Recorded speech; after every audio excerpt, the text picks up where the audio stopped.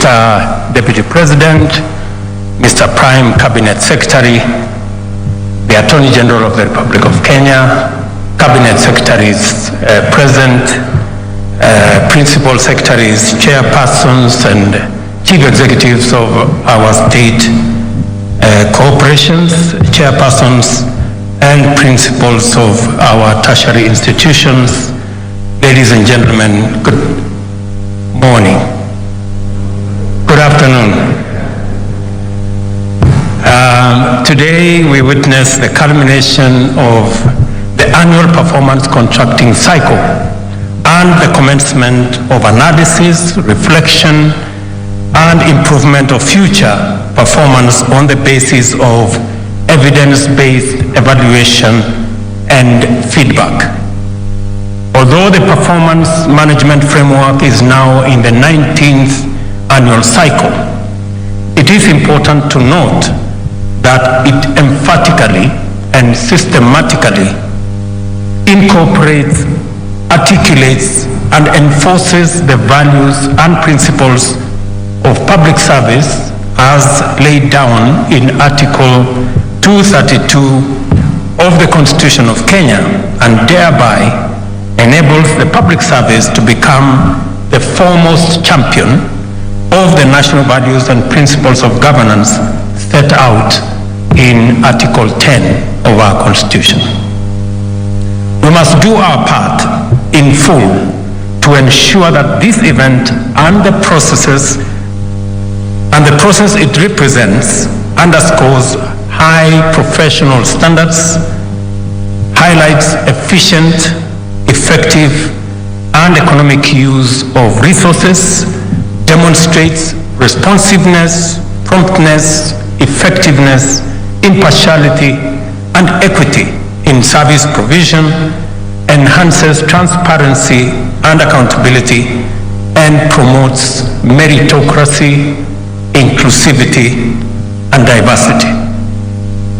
The imperative of ensuring that the provisions of the public service to citizens meets a specified constitutional threshold makes it inevitable for us to insist upon a more standardized, rational, and evidence-based management regime. Last week, I engaged public servants about the constitutional stipulations regarding how government goes about the task of realizing citizens' expectations through the public service. In our constitutional dispensation, the public service is configured to become the optimal instrument to effectively mediate between the government's commitments and citizens' aspirations. In formulating the bottom-up economic transformation agenda, we went to great lengths to conduct exhaustive consultations with Kenyans throughout the country. These consultations enabled us to formulate the policy and strategic basis of our manifesto, as well as formal charters containing actionable commitments to be implemented through the bottom-up economic transformation agenda. We understand our governing mandate to be anchored on the deep understanding we have with the people of Kenya, and that my performance contract as president is set out in the Constitution and the agenda I sold with my team to the people of Kenya. My performance contract, therefore, sets out targets that the government must achieve in feeding every Kenyan, providing affordable housing throughout the country, achieving the universal health coverage, establishing necessary infrastructure for the expansive growth of the digital and creative economies, as well as creating millions of jobs through aggressive expansion of micro, small, and medium enterprises, including industrialization. In other words, I'm saying that while we have the privilege to serve in the public service, it's not a right.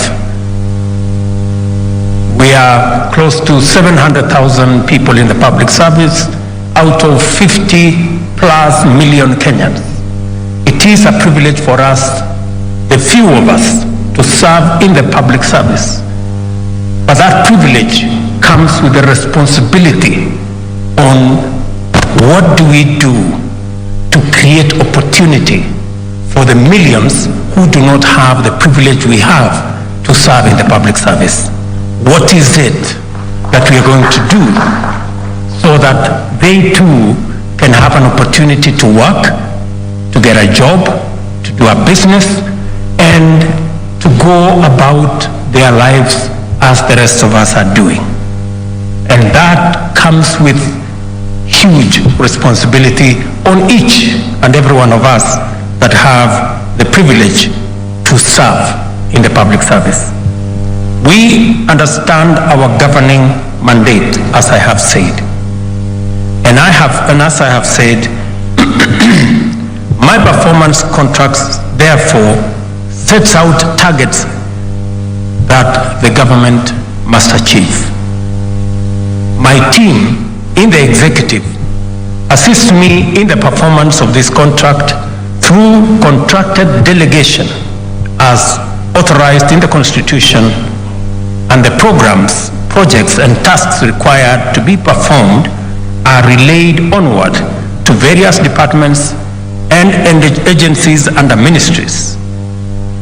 Under Article 132(3)(b), I shall exercise my mandate to direct and coordinate the functions of these ministries and government departments, thereby ensuring that your effective performance satisfies the government's contractual obligation with the people of Kenya.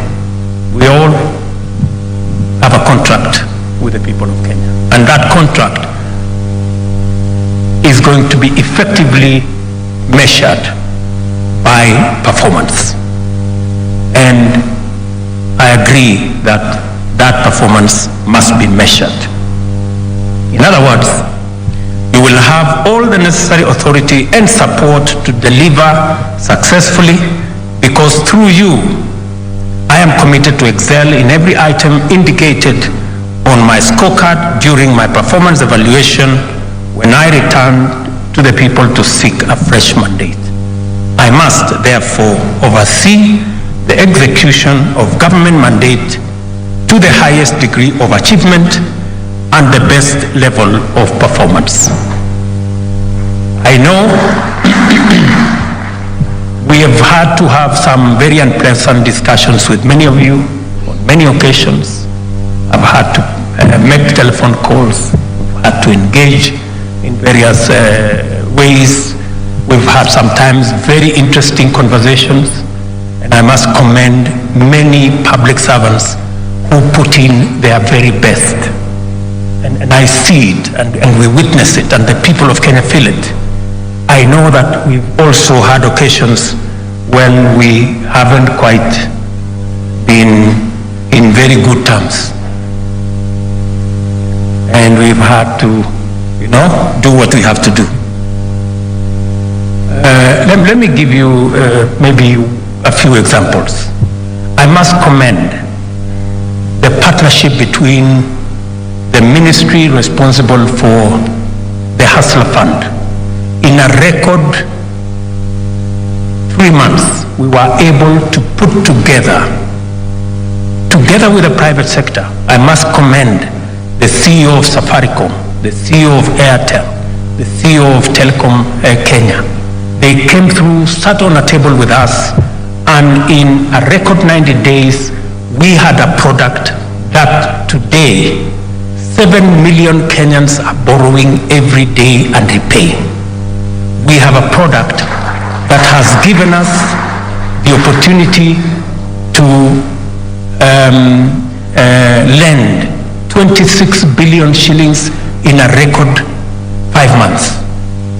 We have saved close to 1.3 billion, and we have 7 million Kenyans borrowing daily on that platform.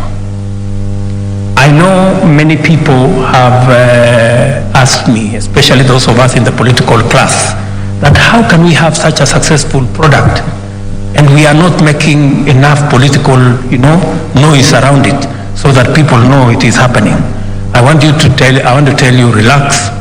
7 million Kenyans know what that program is doing to them. Let me also, in a very special way, just commend some of our performers